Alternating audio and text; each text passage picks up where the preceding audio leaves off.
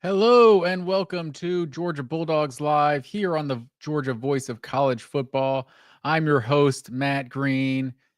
And if you're watching this on YouTube, you likely know I'm solo tonight. My co-host Bo Underwood not going to be able to make the show tonight, but the show must go on. Can't let the viewers down. We moved it to Wednesday, but we're still not going to forget about you people. Come to it. We can bring an episode every week. So I appreciate everyone who's watching, everyone who's tuning in live. Please like, share, subscribe to the channel. That really helps us out. And if you have you want to get your business, product, service, or personal brand to the next level, you can start by partnering with the Voice of College Football. So that you would contact us at sponsorships@vocfb.com. And get your sponsorship to the Voice of College Football. So today on our show, we are 52 days away from the college football season. And if you noticed on the thumbnail, the guy I chose for 52, the best number 52, at least of my lifetime, for a Georgia Bulldog player, was Marlo Herrera. A big old Marlo Herrera fan. He was second team all SEC in 2014, is his senior year. I remember him and Ramik Wilson, I want to say both had over 100 tackles, maybe both of those years. But I think what we've learned in the Kirby Smart era, it's not always great to have the leaders and tackles on your team. I think that means your team's on the field a little bit too much. I think I realized that when I was like, Nakobe Dean is the best player in college, the best defensive player in college football, and he had like 75 tackles or something, because Georgia's defense was just so good. They'd get off the field. So Marlon Herrera did not have that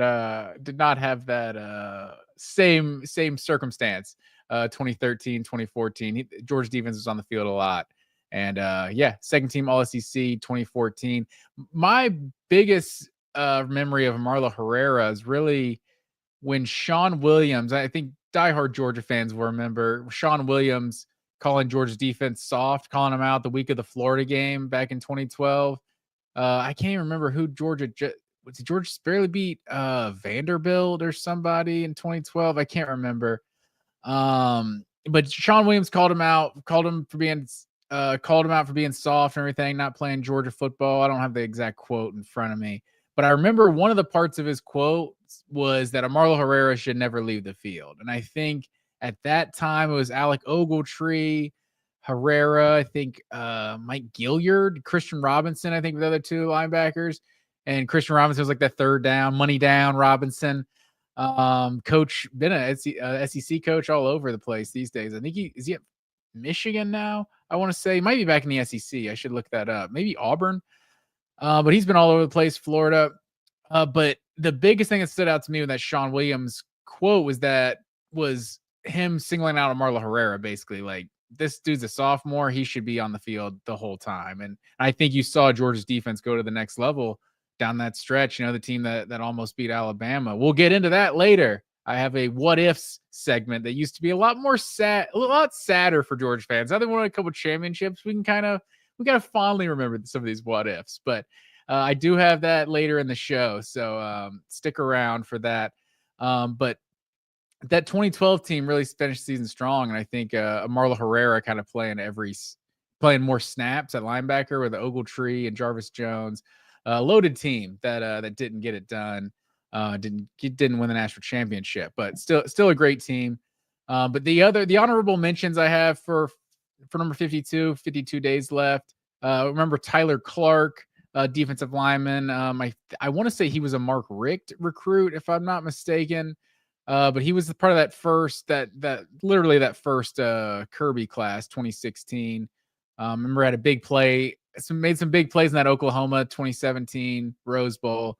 But he was a 4-year player. Tyler Clark was solid. And then probably this year could be Georgia's best number 52. I think if all things go right, I think Christian Miller, he could challenge Marlo Herrera for that number 52 spot. And I think Georgia's going to need him to. I think there's a lot of unproven guys on this team. I think Christian Miller is one of the more proven commodities, and even he hasn't been a full-time starter to this point. in his time in Athens. But it's like he's one of those guys you just see the talent. And so if he's getting every snap, hopefully that's a good thing for the Bulldogs, and he can stay healthy this year. So 52 days till college football season, 7 more Saturdays. So I think that means 6 more Saturdays without, 5 more Saturdays without football if we're going to count week 0. We got a couple games that are mildly interesting in week 0. So 5 more Saturdays without football, but 6 more Saturdays without the Georgia Bulldogs playing. So got to be excited about that. To my next topic, we're going to talk SEC Media Days. So I think judging by my social media, I'm not the only person to be reading in between the lines here. But the SEC Media Days, Georgia is next Tuesday. I want to say, what is that? July 16th. If I'm not next Wednesday is the 16th. The 15th, Tuesday, Georgia's day at the SEC Media Days. And Kirby Smart has announced the representatives, and the representatives are CJ Allen, Dalen Everett, and Gunnar Stockton. I feel like I lisped there. Gunnar Stockton was the last one I said there. And I feel like that's a big deal. I feel like just vibes wise, it feels like if this position was in question at all, if there was any sort of a battle with Puglisi, I don't feel like Gunnar Stockton would be a representative of Georgia at SEC Media Days. Granted, I've said, plenty of times, people have probably gotten tired of me saying it. This is the most unproven Georgia roster I can ever remember in a summer. Just you go into a season, you kind of know, okay, Georgia's got these handful of dudes that are probably going to be first round picks. Like maybe 2 or 3 that are getting some All-American love that everyone knows is a first rounder. I feel like that's basically what they had last year with Michael Williams, Malachi Starks, and Jalen Walker. Is like, oh yeah, these guys are first round potential. And not that no one has first round potential on this Georgia team. It was these guys are guaranteed first rounders basically. And now, like, I think Dalen Everett is a guy you're kind of seeing. I think I saw an All-American list. I think Phil Steele's All-American list had Dalen Everett on it. I think CJ Allen's getting some second team, third team type of love. And no disrespect to those guys, but I wonder if people kind of just gave them the Georgia bump, that it's, oh man, we've made a whole team here. We don't have any Georgia players. I'm surely there's 1 or 2.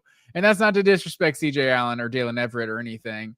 I just think it's kind of a more unproven team this year. So this is some years, I went back in the see who Georgia's representatives were each year, because I thought, am I just kind of, overreacting? Is Gunnar Stockton just the quarterback on an unproven team? So yeah, whatever. He's got media experience, so he's a good representative of our team. He's a good kid, stuff like that. Like that could definitely be a factor. But so I went back in the last couple years. So in 2024, you got to remember Carson Beck is like preseason Heisman finalist. So obviously Carson Beck, Malachi Starks, and Michael Williams feels like a pretty no-brainer. I didn't even name Carson Beck as far as guys getting first-round love a year ago. And then 2023, you had Brock Bowers, Cedric Van Pran, and Kwame Lassiter. Kwame Lassiter was a DB safety for the Cardinals early 2000s. He was a headhunter, Kwame Lassiter. No, this is Kamari Lassiter. But I thought that was interesting because 2023 is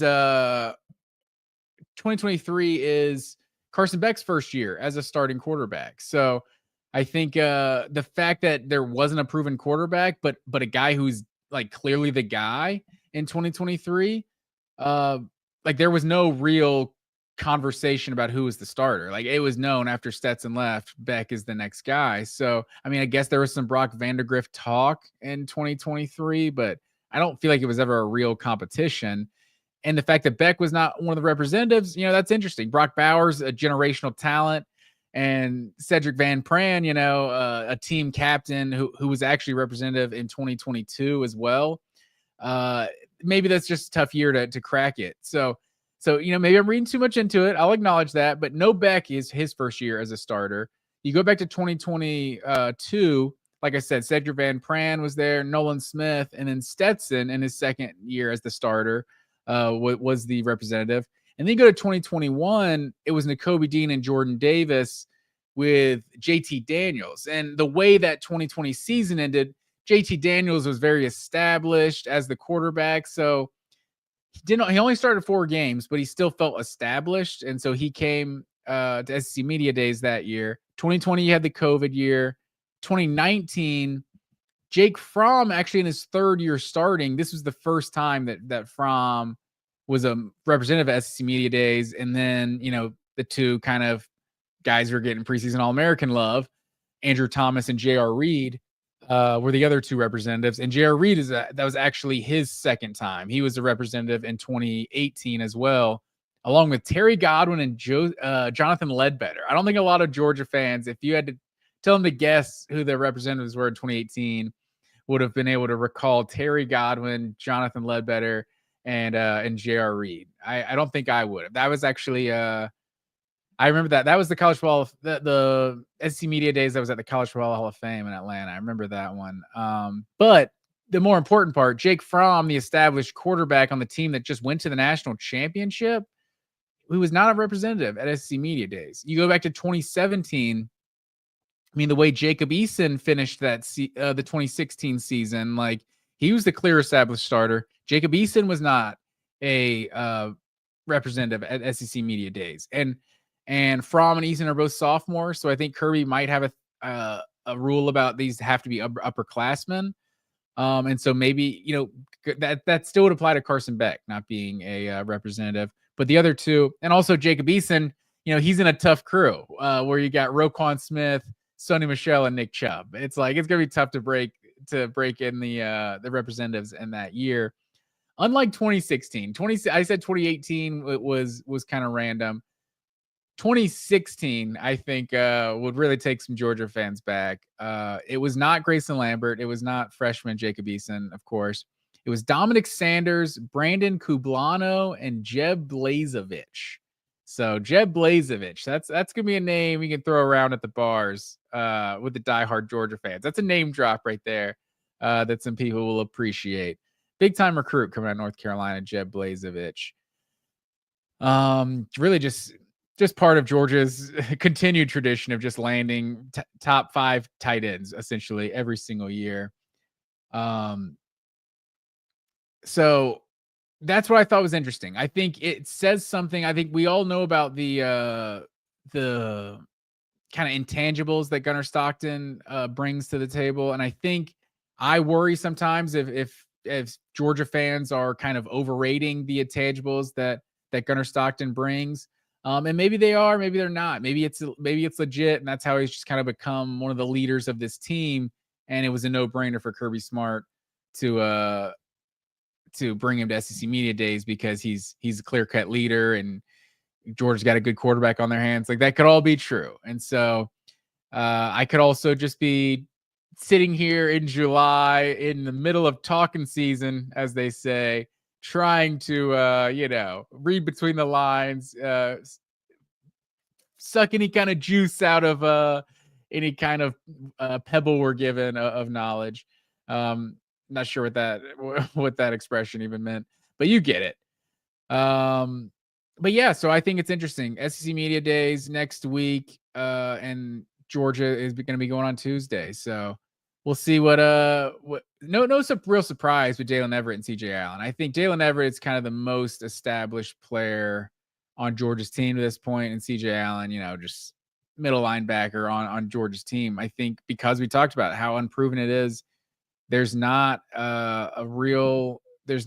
maybe Micah Morris, is one of the more experienced offensive linemen Georgia's bringing back, but there's not really that proven guy on the O-line. They're like, oh yeah, that guy's probably gonna be a first round pick this year, that Georgia's had in previous years. And then all the playmakers, or at least a lot of them, are transfers. So Oscar Delp, I guess, could have been another one that would have been an option. But yeah, Gunnar Stockton getting the call. So maybe that's a good thing. Maybe I read between the lines too much, but maybe, just maybe, it means that Gunnar Stockton's ready to take this team. Sky's the limit.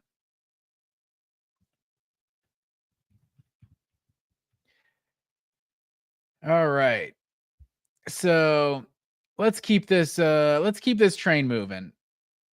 And let's talk about recruiting. Georgia recruiting has just been insanely hot as of late. I think we've talked about it a lot just with Georgia. Oh, sorry. Here we go. We got it now. This is talking Georgia recruiting. Like it's really just been the hottest month I can remember. I think Georgia, there was a period where Georgia had 10 commits in like 12 days. And you're seeing the names come off the board.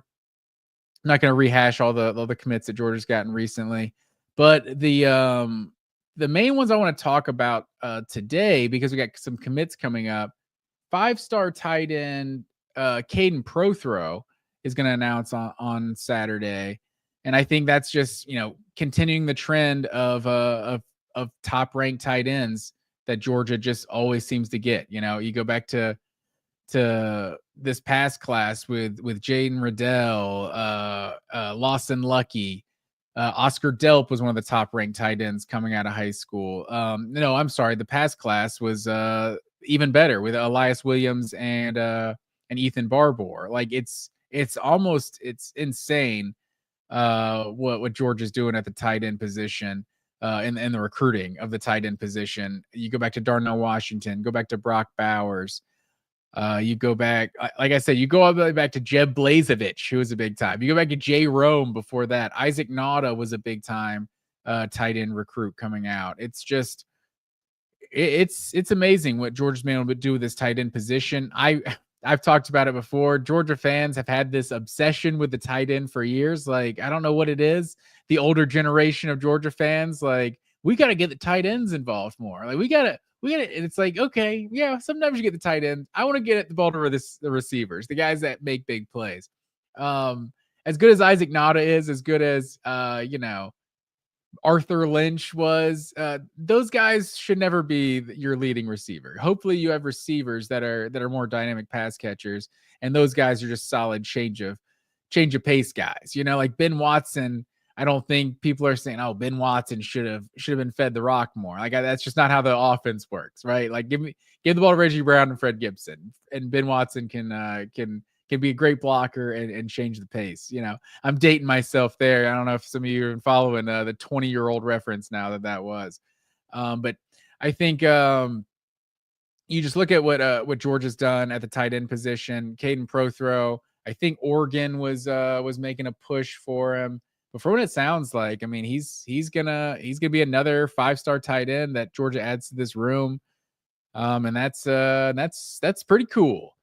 So you'll be happy.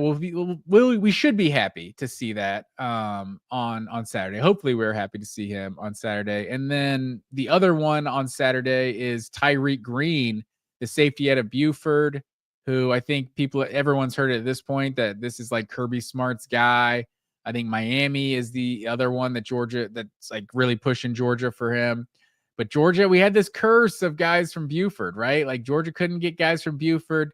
Get Dylan Raiola committed. Dylan Raiola goes to Buford, then Dylan Raiola decommits. So I don't know. There was a thing that Georgia couldn't get guys from Buford for a while.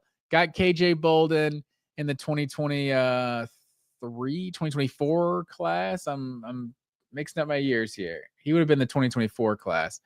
Got KJ Bolden in the 2024 class. Potentially get Tyreek Green here in the 2026 class. And 2025 class. Wait, 2026 class. Yes. I'm messing up my years right now. So Tyreek Green in this class, I think he's what everyone says about him is that I'll say he's gotten some Javon Bullard comparisons. He should be a good fit in Georgia's star position. But if you know anything about me, you know that Javon Bullard is one of my all-time favorite Georgia Bulldogs. This dude is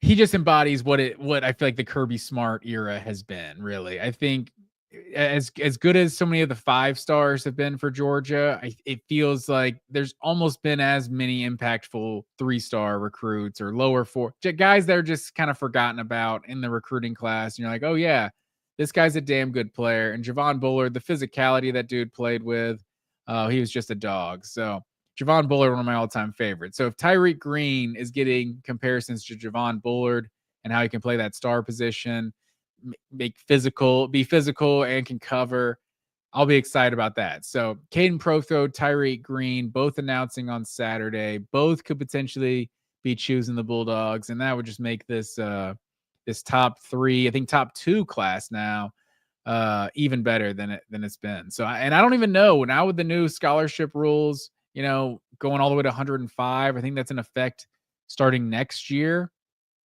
starting in 2026, I believe. So, no walk-ons, but the roster is increased from 85 to 105. I mean, maybe you can sign 30 guys every class, with some attrition, with a lot of attrition with some programs with the transfer portal, and with some schools signing 15 or 18 guys and making it a strategy of the transfer portal. Maybe Georgia just does sign 30 guys and gets as many as they want on campus, because at some point someone's going to transfer. We'll see. So Caden Protho, Tyreek Green, hopefully Georgia can add those. And then the big one, the number 1 player in the state, Tyler Atkinson. Not that those two aren't huge, both top 100 players. And then Tyler Atkinson out of Grayson. Supposedly he said he's going to have a July announcement. And this week he put out his 4 finalists are Georgia, Texas, Clemson, and Oregon. So I think that's interesting. I'll steal this nugget I heard from Brooks Austin that supposedly Clemson is a dark horse here because there might be some sort of marketing agreement they came to. And this is Brooks Austin putting the pieces together. Brooks Austin does a great job. You guys go over, check out his stuff as well. According to him, any sort of marketing thing, everyone knows. I mean, at this point, most people know that Tyler Atkinson is an Adidas athlete. All those schools there, Georgia, Texas, Clemson, and Oregon, all Nike schools. So is someone going to let this guy wear Adidas? How's that going to work? I don't know. I have no idea. Do you wear Nike in the games but still do commercials for Adidas? Would Adidas be okay with that? I don't know about that. But, it's interesting. I think if he had one Adidas school in here, or maybe he had Tennessee and they're about to go to Adidas or something, because I think that was announced. I don't know what year that's going to take place, but I think if there was an Adidas school left, I think everyone would be speculating Tyler Atkinson is going to go to that one. So the fact there's 4 Nike schools here, which is very interesting. Maybe the contract is voided until he goes to the NFL. I don't know how that works. I don't know. NIL, I'm learning it just like you guys are. So I don't know. That'll be interesting. Okay. Do we start with? Let's start with let's do with the main event here. The main event here is the biggest what ifs in Georgia Bulldog history. Jackson Johnson chiming in and here in the live chat. What's up, Bulldog Nation? Jackson, I appreciate you watching live. Go Dogs. But yeah, like I kind of teased this at the start of the show. So the biggest what ifs in UGA history, and kind of what may have happened if Georgia doesn't if some of these things happen differently in the over the course of Georgia history. So the first one I got on my list, maybe not the biggest one, but the first one I'm going to start with. Shout out to my brother because this was his idea. I'll give him that, and this was the example he gave me. So I'm going to start off with the very first one. And that's, what if Roquan Smith signs with UCLA? We were just talking recruiting and everything. And so for those of you who remember, the chaos that used to be signing day, it's not really the same as it once was, but it used to be, the biggest thing ever. And that would have been the 2015 signing day. Roquan Smith announcing on ESPN pulls out the UCLA glasses, or I said glasses, the UCLA gloves and everything, flashes them up, and in Montezuma, Georgia, Macon County, he commits to the UCLA Bruins, and just devastating. We got this number one linebacker, or whatever he was. He was like a top 20 player in the country, coming out of Montezuma, Georgia, and this guy is committing to UCLA. And then the word gets out, Roquan still hasn't signed. Like, wait. And then I believe it was Jeff Ulbrich, if I'm not mistaken, was the linebacker coach at UCLA. Turned out he was taking the Falcons, their linebacker or DC job. I think the Falcons DC job at the time for Dan Quinn. And Roquan Smith doesn't sign. He's like, wait, that's my guy. That's my linebacker DC at UCLA. If he's leaving, I don't want to go to UCLA. And so then Roquan doesn't even sign a letter of intent. He just enrolls at Georgia, doesn't sign with anybody, goes to Georgia, and then we know what Roquan Smith was. I mean, this guy was, the heart and soul of Georgia's defense in 2017. And I feel like the 2017 season, like, I feel like it'll be forever like the 91 Braves, like the worst to first, like of the Kirby era. Like the 2017 season is the year that started it all. And it's just that physicality on defense is what just set the tone for the Kirby Smart era. And it's like, is Georgia's defense enough to win the SEC in 2017 without Roquan Smith? Like an inside linebacker who I think finished, like 7th in the Heisman voting. Should have been a finalist, by the way. Defensive players don't get nearly enough love, but Butkus Award winner.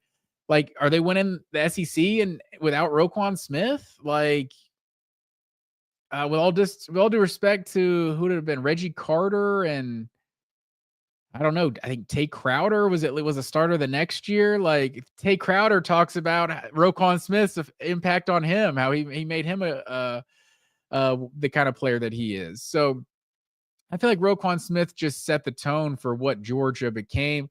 Like, I mean, Georgia produced good linebackers prior to Roquan Smith at Georgia, but I mean, the linebacker you talk, I don't think is the same without Roquan Smith. Like, he's the best inside linebacker in the NFL today. Like right now, like that's the guy is just different. And I think if Georgia doesn't get Roquan Smith, do they become a school that Nakobe Dean wants to come to? Like, does Nakobe Dean watch Georgia's defense? Like, yeah, I want to play in that system. Do they get Nakobe Dean? Do they get Quay Walker, Channing Tindall? Like these guys, and are they the kind of school that Justin Williams, Chris Cole, like each year, Raylan Wilson, CJ Allen, and Troy Bowles that one year? Like, it doesn't matter. Like Georgia's signing like 2 elite linebackers, it seems like every year. And I think a lot of kind of that foundation was laid when Roquan Smith played at Georgia in that 2017 season. And I just saw a podcast clip sent to my brother. Someone asked him the hardest he ever hit anyone, and I just paused it. I was like, I know exactly what he's about to say. And it was the 2017 Mississippi State game where he just absolutely destroyed Nick Fitzgerald. Georgia, that was when Georgia kind of announced. The Notre Dame game was the one they kind of like the national win they got, but the Mississippi State game, because Mississippi State was hot at that point. They were like ranked top 10, top 15, had just blasted LSU, I think. That was the game where it was like, okay, Georgia looks like the real deal in 2017. But yeah, Roquan Smith, he was legit. My next what if, I'm going to take it to keeping that 2017 season. What if Jacob Eason doesn't get hurt in the App State season opener in 2017? Like, does Georgia do the same thing with Jacob Eason that they did with Jake Fromm? I mean, that team, lost one game, wins the SEC. You think about the actual regular season. Obviously, the Auburn loss, like they got destroyed on the road that year. But blasted Tennessee, blasted Florida. Like I was just talking about, blasted Mississippi State.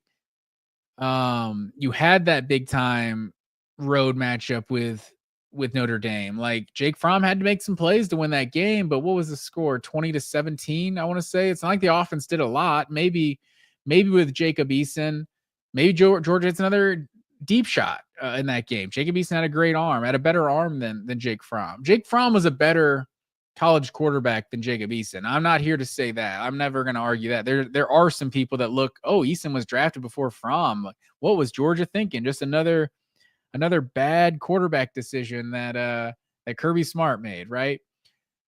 Doesn't know how to evaluate quarterbacks. Like Jacob Fromm is a better college quarterback than Jacob Eason. But I do wonder, there weren't a lot of games that Georgia won in 2017 because of Jake Fromm. Like, with all due respect, I think the Oklahoma game, he definitely made some plays down the stretch for Georgia to win that.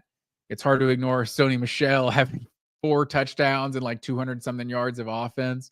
Sony Michel did a lot to win that game as well. Just one of the best Georgia games of all time, without a doubt. Jake Fromm had a great freshman year, but it was for a freshman quarterback. Like, it wasn't like it was just he was one of the best players in college football or anything. He was just, wow, this freshman is got Georgia competitive. So I'm not trying to take any credit away from Jake Fromm. I just wonder, do they accomplish the same thing with Jacob Eason? And then if we're thinking, and no one ever gives Jake Fromm enough credit for how good he was in 2018, by the way. He was absolutely lights out in 2018. One of the reasons this next hypothetical is a hypothetical. But Jake Fromm was great in 2018. The 2019 season, not so much. But Jacob Eason, going back to Jacob Eason, he still was a guy who went pro early. So he's at Georgia 2016, 2017, transfers to Washington and uses his redshirt year, and then plays 1 year at Washington in 2019 and goes pro. So he was a guy who played 3 seasons and went pro. If that's the case, say nothing changes in 2017, Georgia, with Jacob Eason, they lose in the national championship, win the SEC, losing the national championship. 2018, maybe it's even more the same. Maybe it's the same exact thing that happens with Jacob Eason, the same year that Eason has, that Fromm has in 2018. Just for hypothetical purposes, if Jacob Eason goes out and throws 30 touchdowns, 5 picks, puts on a show versus Alabama in the SEC championship, even if Georgia misses the playoff, I think that guy's still going pro. And Jacob Eason, who knows? If Jacob Eason did what Jake Fromm did in 2018 with his measurables, he may have been a first round pick. So regardless, I think Jacob Eason goes pro after the 2018 season.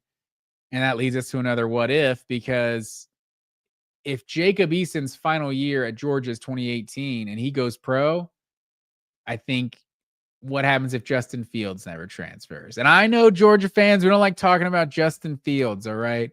It was a sore topic for a long time, but we've won 2 natties and everything's cool now. So we can think about these things hypothetically. Does Georgia win a national title with Justin Fields if he never transfers? I think it's a really interesting question. I personally always am of the thought of if he comes back in 2019, Fromm didn't struggle per se like that much, but it was the offense struggle. Like, the offense just was, it was just like, because you look at his stats, I think he was like 25 touchdowns, 5 picks that year, but the offense was just so blah. And it was, they threw the ball a lot. It's the only year where Georgia really just had one guy, even though Swift was really good in his 1 year. It was just the run game wasn't great. So with the offense just being kind of stagnant in 2019, I think at some point Justin Fields gets a legitimate shot that's like, okay, let's see what the offense looks like with this guy. And I mean, this guy was a Heisman finalist in 2019. So I think at some point, if he's really just been given the offense and let it ride, and if you remember, Georgia lost their top 4 or 5 receivers that year, maybe those would be some backups that Fields had a better, rapport with. There were also just not a lot of good receivers on that team. True freshman Pickens was definitely the best one. Lawrence Cager, you had Tyler Simmons. The thing is, so I think eventually Fields would have beaten out Fromm if he just is there 2019. Fromm is just not the kind of quarterback that loses the spot. He's just real solid. I think there's another hypothetical where you say, what if Fromm comes back in 2020? Kind of how that changes Georgia, but that's not one of the ones I went with. So we'll keep it on topic here. The thing is about this theory with Justin Fields, and I see Jackson Johnson in the comments. Yes, I believe UJ would win a natty with Justin Fields. On the surface, I think it's fair. And then you actually kind of dig in, and I think most people are like, oh, they wouldn't have won a championship those years anyway. And then you dig in a little further and you're like, not so fast, my friend. So you look at 2019, say Justin Fields is the quarterback. 2019 LSU is maybe the greatest team of all time. It's talked about by some as the greatest team of all time. It's hard to say when it didn't have a great defense. I see a team with a great offense and a great defense is probably better, but the team, I've just never seen we've never seen any kind of offensive firepower like we did with a team with Joe Burrow, Jamar Chase, and Justin Jefferson. It's just stupid. I've never seen anything like it. Most haven't. You go back to 2019 Georgia LSU. Let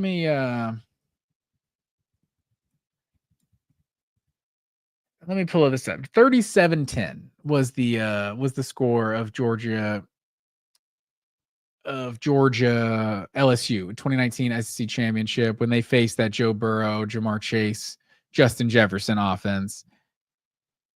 But if you remember, like some Georgia fans do, Tyler Simmons dropping a wide open deep ball on the first play of this game. Georgia had Jake Fromm had it dialed up first play of the game, and then Georgia dropped it.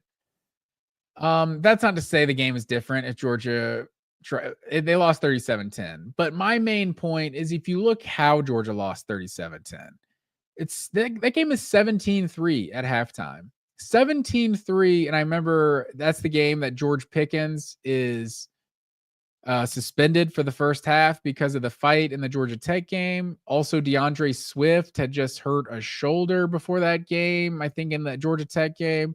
And like DeAndre Swift is basically a shell of himself in that game. Let me see. Do I have the stats right here? What were Swift? Yeah, DeAndre Swift had 2 carries for 13 yards. And so like DeAndre and 3 catches for 18 yards. It's like they were trying to get the ball to Swift out in space and just hope he like wouldn't hurt himself. But I mean, you had Brian Herring. Like this LSU defense wasn't even good that year. Held Brian Herring to 8 for 24, James Cook 5 for 23, Swift 2 for 13. You just can't really convince me that Justin Fields doesn't make a difference in that game. Like it might not be a 27-point difference, but it's like 17-3 at the half.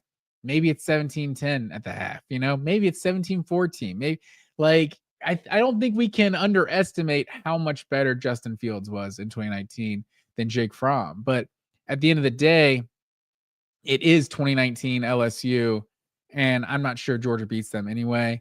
But then you talk about 2020. And 2020 Alabama, also one of the greatest teams of all time. And Georgia went into Tuscaloosa that year with Stetson, lost 41-24. But I think 2020 is kind of one of the biggest what ifs. And like I said, I think with Jake Fromm alone coming back I wasn't even really thinking about that hypothetical when I started this exercise, but I think Jake Fromm coming back in 2020 alone, you know, the quarterback play that Georgia got in 2020 was just so awful. Like no Kirby Smart team has ever had quarterback play that bad. You probably have to go back to freshman Stafford with Joe Tarashinsky. I think Stafford threw like 13 picks, like 7 touchdowns or something that year. You probably got to go all the way back to 2006, which I don't want to tease things. I am going to go back to 2006, by the way. We're going to keep these hypotheticals going. But right now we're talking about 2020, and 2020 is one of the ultimate like lost years, I think, in Georgia football because of that quarterback position. It was just the quarterback play was so bad. I think if you had average quarterback play, which is probably what people would call 2019 from just average quarterback play, I think he's a little better than that.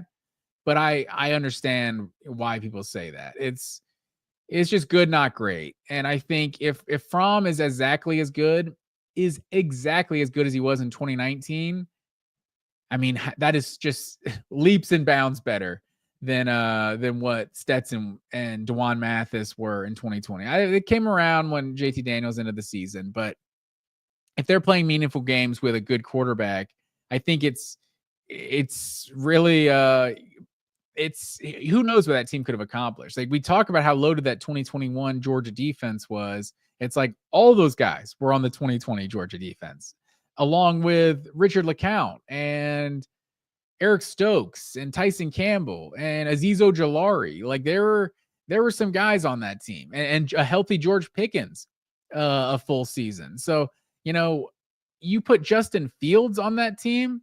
This team was in, like I said, they were in Tuscaloosa, lost 41-24. This team was up on one of the best teams of all time, 2020 Alabama, with bad Stetson Bennett. I know Stetson became great, but with bad Stetson Bennett in 2020, this team was up 24-20 on Alabama with 5 minutes to go in the third quarter. Then Stetson throws the pick near the end zone. Was it a pick near the end zone, or is it just a punt? I think it was just a punt. Up 24-20 late in the third quarter. I think then Jalen Waddle had the 90-yard touchdown. And then Georgia's still driving with like 3 minutes left in the third. And Stetson, it gets deflected. Stetson throws the pick. It's picked off in the end zone. I think returned like out to midfield or something. But Georgia's trailing 27-24 in the red zone. Throw a pick in the end zone, like down 3 in the final minutes of the third quarter with bad Stetson Bennett. You talk about Justin Fields in that situation. And I know Justin Fields faced that Alabama team in the 2020 national championship, and they got absolutely boat raced. It would have been crazy if you said this now, but today, no one would even argue with you. The 2020 roster supporting cast at Georgia was better than Ohio State.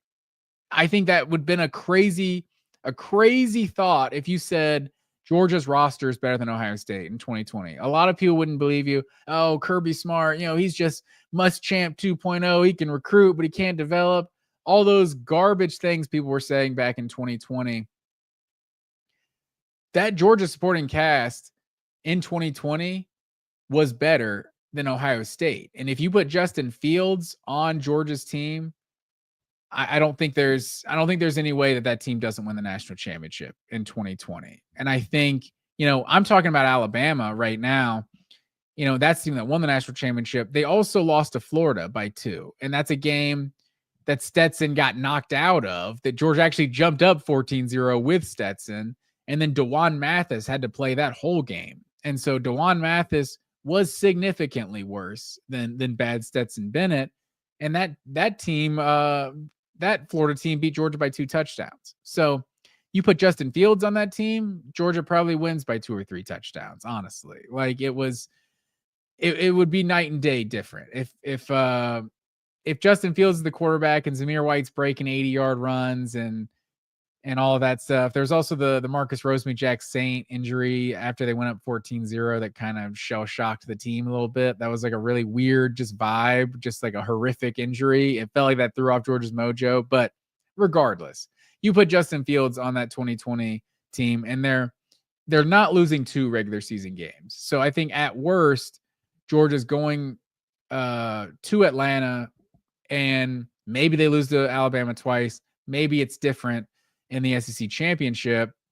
And then who knows? I mean, they probably would have to play a third time, probably. Who made the playoff? 2020. That was when Ohio State and Clemson, when Ohio State beat Clemson and Alabama beat Notre Dame, I want to say. So, yeah, when the ACC got 2 teams in. It would have been a really weird year. If Notre Dame and Alabama both still got in after losing the conference championship game, the 1 year Notre Dame's in the ACC, whatever you want to call it. Yeah, I don't know. I don't remember exactly how everything shook out,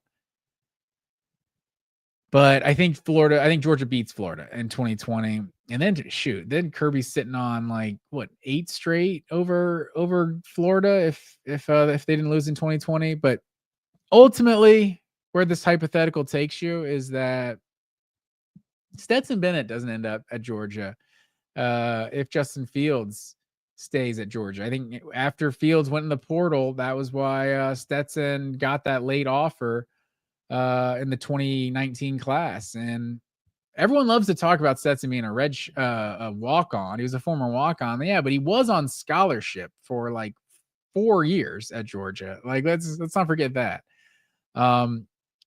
But yeah, so Stetson Bennett doesn't end up at Georgia if Justin Fields stays. And maybe that means they win a championship sooner. Maybe that means we're sitting in 2025 and Georgia still has that. Now it's a 45-year drought of winning a national championship. I think the 1980 thing would be stinging pretty hard right now. So Stetson, the two-time national champion, Heisman finalist. That is something that Justin Fields never accomplished in his college career. So my next hypothetical, speaking of national championships, I don't even know how to phrase this hypothetical, so I'll just be as simple as possible. What if Georgia wins the 2012 SEC championship game? And so the hypothetical, I was going to say, what if we spike it? What if Chris Connolly doesn't catch that pass there? I actually saw a clip of this the other day, and I think there's like 15 seconds with the ball on like the 8, maybe 12 by the time they would have been able to spike it. I'll never understand why they didn't spike that ball, man. It's 12 seconds on the 8-yard line. You spike it. You have 3 shots to the end zone with the SEC championship on the line. And I feel like the worst part is that was the best part of Aaron Murray's game. Like, he did not have the elite arm strength. I feel like he had the perfect accuracy and the little 7-on-7 type deal, just a little short yardage passing game. I feel like that was kind of perfect for Stetson's skill set. And you had, one of the deeper receiving cores that Georgia ever had too in 2012. So, man, who was it? Malcolm Mitchell. You had Tavares King, Chris Connolly, Michael Bennett, Arthur Lynch at tight end, who almost won the damn thing himself on that final drive. But yeah, if that ends differently and Georgia ends up getting in the end zone, winning the SEC championship, I think everyone knows, other than some stubborn Notre Dame fans. Maybe Georgia doesn't blow out Notre Dame, but I think everyone knows after watching Georgia go toe-to-toe with Alabama, they would absolutely have beaten that Notre Dame team, probably destroyed that Notre Dame team, but that's a different story. That's an opinion. Ultimately, Georgia beats that Notre Dame team, wins a national championship in 2012. And what happens if Georgia wins the national championship in 2012? How long does Mark Richt stay at Georgia? I think, he doesn't get fired in 2015. That's for sure. If he just won the national championship, like 10-3 is fine in between championship years. It's the 2015 season didn't get Mark Richt fired. It's just the we're good every year. We're never the best. And I think eventually that just also 2013 and 2014 weren't great. But it's like, what happens in 2013? If you remember that 2013, that's one of the more loaded Georgia recruiting classes I can ever remember. You had Robert Kimdichie coming out, which obviously Ole Miss was doing shady things on the recruiting trail with Laramie Tunsil and Robert Kimdichie. So maybe don't land either one of them. But there was Montravius Adams, Reuben Foster, Alvin Kamara was in that class. It was one of the most loaded classes the state of Georgia, I think, has ever seen. Georgia ended up with Shaq Wiggins and Trey Matthews, who didn't end up in Athens when their career was all said and done. But you just look at that year, like 2013, for it being as loaded as it was in the state of Georgia, Georgia whiffed on almost everybody. And I honestly think the 2013 class is what got Mark Richt fired. You look at that 2013 class, and I don't even have it sitting up in front of me, and I'm not trying to call out any individual dudes, but it was like 30 players in that 2013 class. And I think I named the two highest ranked ones, Trey Matthews and Shaq Wiggins. Obviously, we know how those guys worked out. And it was a lot of misses in that 2013 class. I know Bryce Ramsey was in that class, but there was a lot of misses in that 2013 class. Just so few impact players, and I think ultimately that's the one that kind of ended it for Mark Richt. And you know what that team, what we were in 2015 and kind of 2016 for Isaiah McKenzie to be the only guy that was drafted off that team in Kirby's first year. I think I just wonder how things change if Mark Richt wins that title in 2012. Do they land a couple of those dudes in 2013? Does Georgia recruiting just change completely? Richt retired from Miami in 2018. Is he still Georgia's coach all the way through 2018, or were some of those health problems kind of sneaking up on him sooner? And obviously we know Mark Richt's had a public publicly his battling those health issues he's had. Maybe because of that championship in 2012, he's kind of ready to hang it up himself in 2013, 2014, and he's just he's not still chasing that championship. Maybe he hangs up in 2015. Georgia hires Kirby, and it's completely different. But also, maybe things are different in terms of if Georgia wins a championship, there's more of a concept of having an offensive-minded coach. Maybe you don't want Kirby Smart as your head coach. Maybe if he's the head coach in 2016, 2017, people talk about like Kirby was ready to take that South Carolina job in 2015 or in December of 2015. Right? Yeah, December of 2015 when Kirby got hired. So I think it's like is Kirby Smart Georgia's coach if Mark Richt wins a national title? If he goes to South Carolina, and maybe he goes to Auburn, maybe he goes to South Carolina and he's not good. Maybe he goes to South Carolina and he is Muschamp 2.0, right? Because he can't get good enough players at South Carolina, and maybe he's not the all-time great coach that we all know now. Like, who knows how things could happen? I kind of think Kirby. What's interesting about this hypothetical is I personally think this is kind of the cool thing about Kirby Smart is that I don't think it really matters. I don't think there's any scenario where Kirby Smart isn't eventually the head coach at Georgia. People talk about like if he took the Auburn job, I think it was like 2013. That would have been it. That's when that was Malzahn's first year. But he didn't take that job because I think he stayed on for the national championship. I didn't even think about that. There's another angle right there. So if Georgia wins in 2012, beats Alabama in the SEC championship, Alabama's not playing for the national championship. Maybe Kirby Smart doesn't have to stay on, goes ahead and takes that Auburn job. I didn't even think about it. I'm discovering hypotheticals within my hypotheticals. So, but the ultimate point I was getting back to, maybe that's what happens. And Kirby's hired by Auburn in 2013.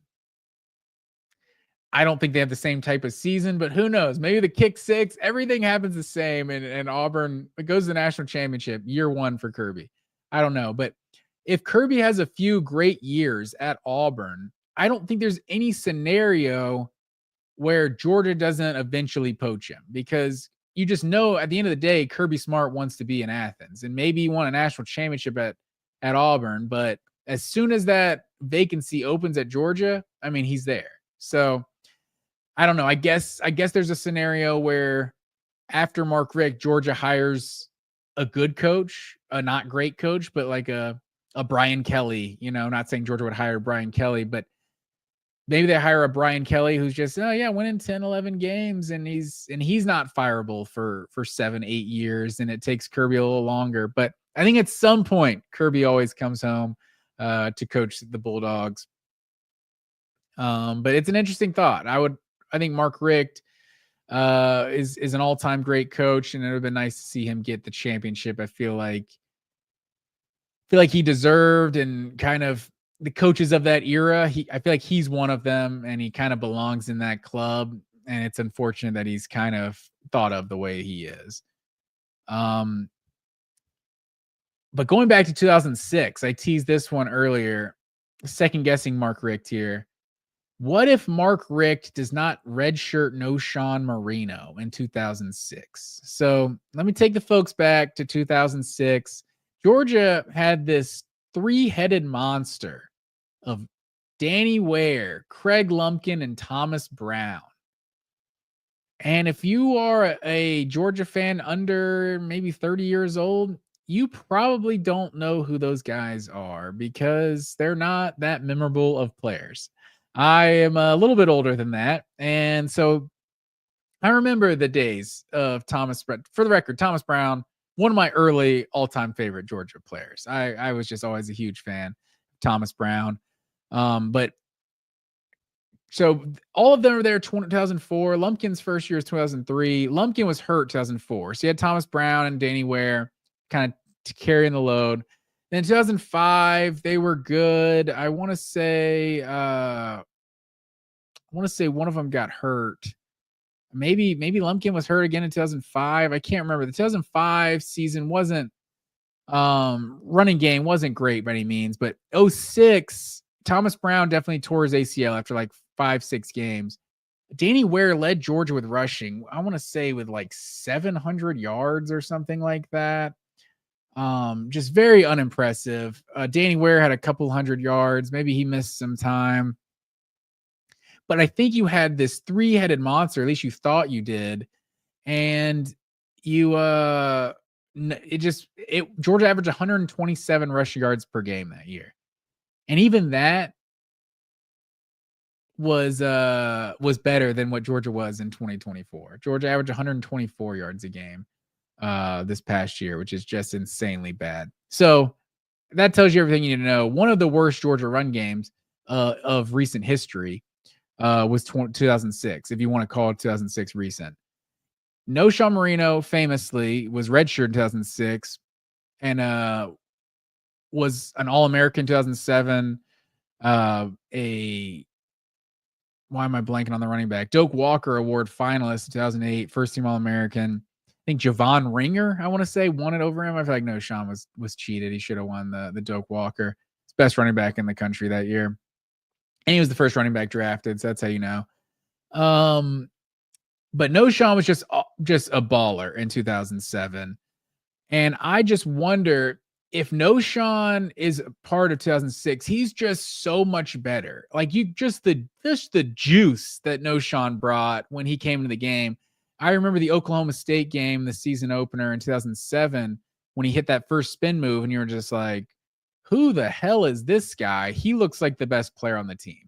Knowshon just brought a different energy when he was carrying the ball. And 2007, the dynamic of your redshirt freshman Knowshon and senior Thomas Brown, they were just incredible.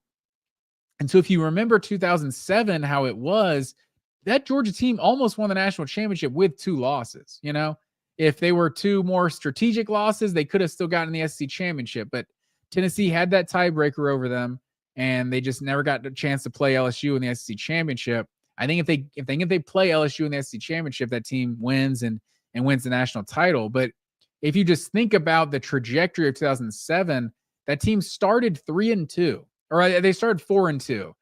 My stats, then they finished 7-0 down the stretch. My stats here, without Knowshon starting, or with Knowshon not starting, however you want to say that, Georgia was versus Power 5 competition. Georgia was 3-2, averaging 22 points per game.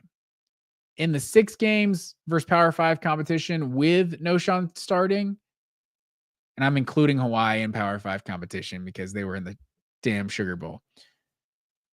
With Knowshon starting, they were 6-0, averaging 34 points per game. So it was so obvious what Knowshon did to that team. So if his breakout occurs in 2006, and you just kind of see what this guy's got, and from the game 1 in 2007, if Knowshon is the guy, I kind of wonder if Georgia loses those early games to South Carolina or Tennessee, if No-Shawn is an established part of the offense. Like they scored, I think, 12 points in Sanford Stadium to South Carolina. Just one of the worst performances.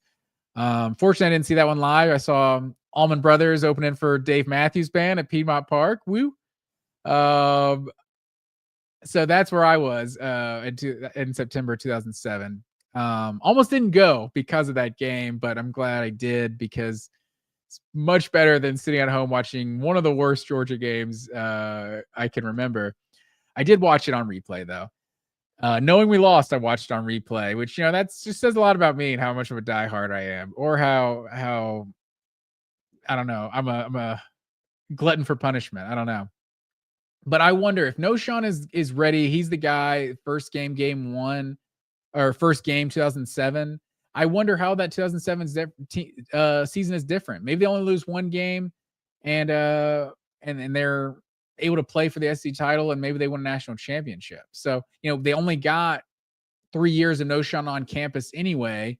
It's a real what if to think, you could have gotten 3 years of production out of this guy. You only got 2 years of production because of that red shirt in 2006 in a year where you had one of your worst running games. Probably, I didn't go through the Mark Richt years, but probably the worst run game of the Mark Richt era.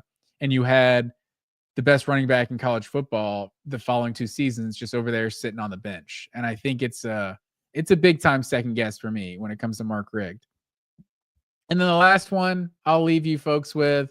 This one is a real throwback for the folks. And I will say I wasn't as in tune to everything at the time, but I've kind of looked back at it retroactively.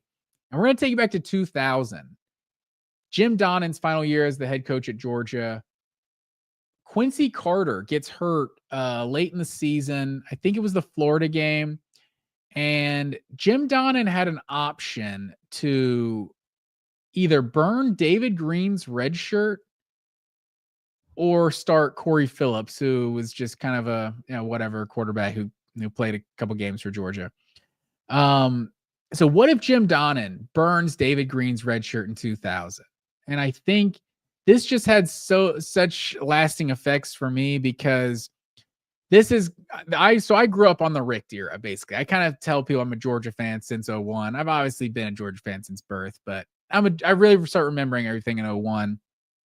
So in 2000, Quincy Carter gets hurt. Like I said, instead of burning David Green's red shirt, Jim Donnan decides to start Corey Phillips for a couple of games, like 4 games to end the season. And if you had David Green starting in 2000, starting his clock in 2000, that means David Green is the starter in 01, 02, and 03. And 2002, Georgia wins the SEC championship and everything. 01, the hobnail boot and all that. But 03 was actually Green's worst year at Georgia. But 04 is the year where Georgia was preseason number 1.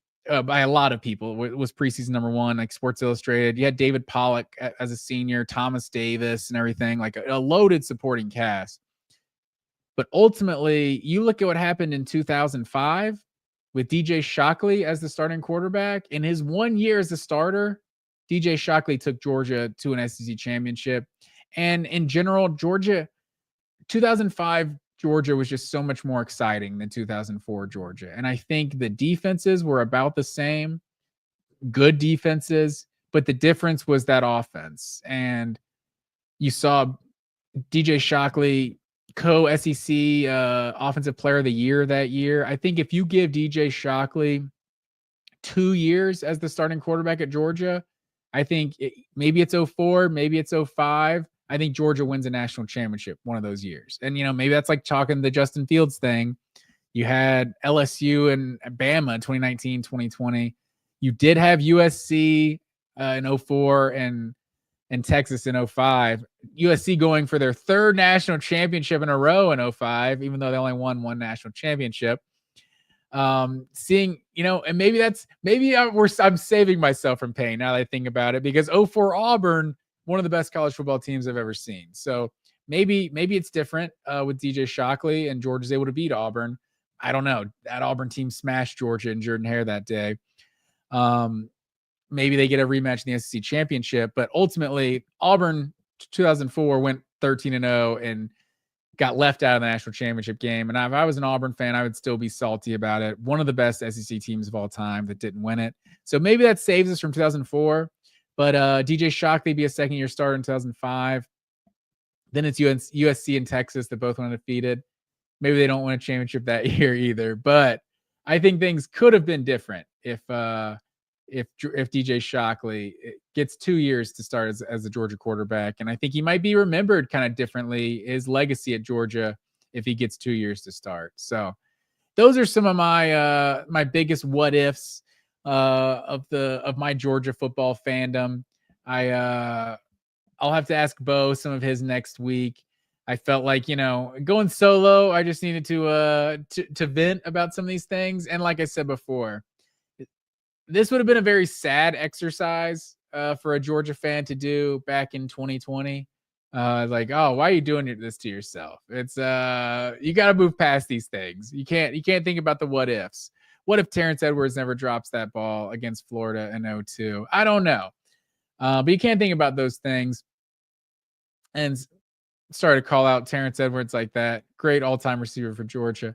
But you get it. These hypotheticals, they used to drive us crazy as fans. The 1980 stuff.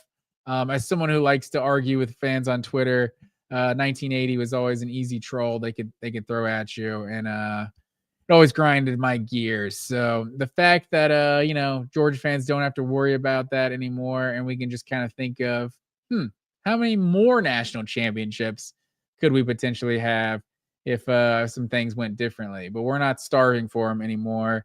Georgia's near the top of the mountaintop. So hopefully we can stay there. Hopefully they can get back to the top in 2025. But that remains to be seen. So I think if you're tuning in to Voice of College Football this weekend, I believe they're going to have some sort of live announcement for Caden Prothrow. So tune into that. Myself and Bo Underwood will be coming at you on next Tuesday. So please tune in like we do every week. And yeah, as always, go Dogs.